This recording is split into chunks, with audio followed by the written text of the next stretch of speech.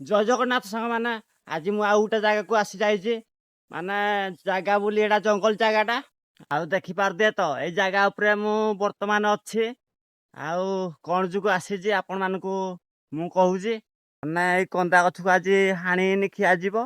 ଆଉ ଦେଖିପାରୁଥିବେ ତ ମୋ ପାଖରେ ହାଣିବା ପାଇଁ କଟୁରୀ ଅଛି ଆଉ ଟାଙ୍ଗିଆ ଅଛି। ମାନେ ଦିଟା ଯାକ ୟାକୁ ୟୁଜ୍ କରିବା। ମାନେ ଦେଖିପାରୁଥିବେ କନ୍ଦା ଗଛଟା ପୁରାପୁରି। ମାନେ ଆଜି ପୁରାପୁରି କି ୟାକୁ ଶେଷ କରିବାର ଅଛି। ଡେରି ନ କରି ଚାଲ ଫଟାଫଟ ମାନେ ଏଇ କନ୍ଦା ଗଛଟାକୁ ଚାଲ ହାଣିଦବା। ଖଜୁରୀ କନ୍ଦା ଖାଇବା ପାଇଁ ଏତେ ବି ସହଜ ନୁହେଁ। ମାନେ ଚାରିପଟେ କଣ୍ଟା, ଆଉ କଣ୍ଟାକୁ ସାମ୍ନା କରି ମତେ ହାଣିବାକୁ ପଡୁଛି। ମତେ ହାଣିଲା ବେଳକୁ ଭାରି ଅସୁବିଧା କରୁଛି ମାନେ ଏଇ କଣ୍ଟା ଗୁଡାକ। ମାନେ ଦେଖ, ମାନେ ମୋ ହାତରେ ଗଳି ଯାଇଛି ବି କଣ୍ଟା। ଆଉ ଦେଖିପାରୁଛେ ମାନେ କୋଉଳିଆ କଣ୍ଟା ଗୁଡାକ ବାହାରିଛି। ମାନେ ମୋ ହାତରେ ଦେଖ ମାନେ ଗଳି ଯାଇଛି। ତଥାପି ମାନେ ୟାକୁ ଖାଇବାର ଅଛି। ଆଉ ୟାକୁ ମାନେ ଖାଇକରି ଆପଣ ମାନଙ୍କୁ ଦେଖେଇବି।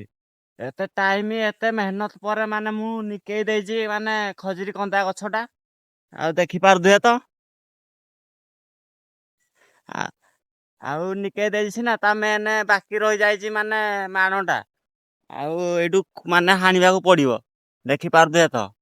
ମାନେ ଏଇଠୁ ହାଣିବାକୁ ପଡିବ, ଏଇଟା ଉପରେ ଉପାଡିବାକୁ ପଡିବ। ଆଉ ନହେଲେ କନ୍ଦା ବାହାରିବନି।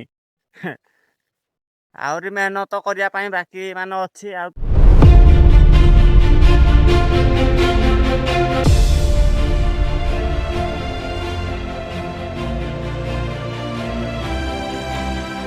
ବହୁତ କଷ୍ଟ ପରେ ମୁଁ ହାଣି କରି ଦେଖେଇଛି। ଆଉ ତା ମୂଳଟା ଏପଟେ ପଡିଛି ଦେଖ।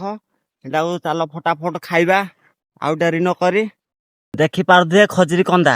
ଆଉ ତା ଭିତରଟା ଏମିତି ଆଉ ଖାଇ କରି ଦେଖିବା କେମିତି ଲାଗୁଛି।